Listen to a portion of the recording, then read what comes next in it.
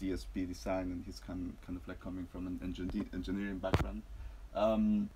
We also study the application of technology for practice. So, you know, I am mostly a composer, so my role in this cluster is more about the application of emerging technologies in composition, improvisation, sound art.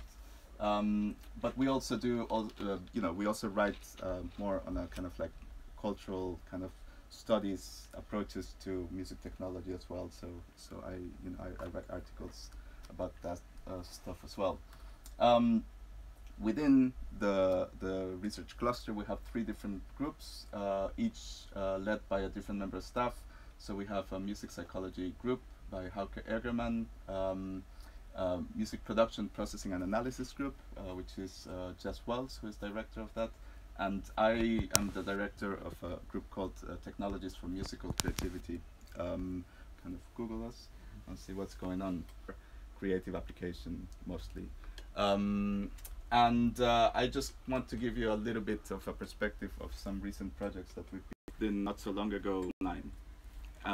And there's, you know, it might sound as you know, it's very straightforward. You just put Skype and you play. Well, in actual fact, it's quite complicated.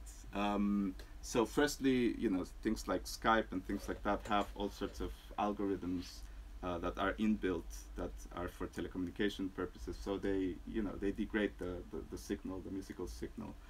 So that's one of the places.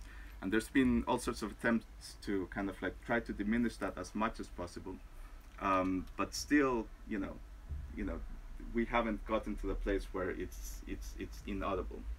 Even if we manage to, let's say, make everything really, really smooth in terms of the hardware and the software involved in the process,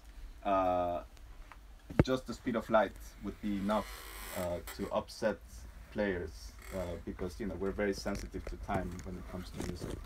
So what we've done, what we did for this project is that we actually manage a way of, also another additional thing is that if you're playing with different locations simultaneously, then the problem becomes that each location has a different latency, and that latency also changes in time. So it's, you know, it depends on the routings and you know, on the speed, how many people are using the internet.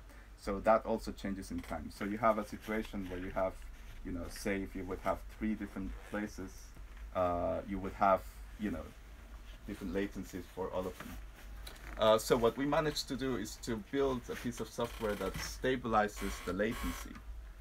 And our idea was that through something that's called tempo locking that you can do when you have a delay, say, so for example, if you clap, for example, in a delay, after hearing the clap back, you can kind of synchronize to it, right? And then kind of play simultaneously to that delay. So we took that as a principle and we stabilized the latency of all of the different places. So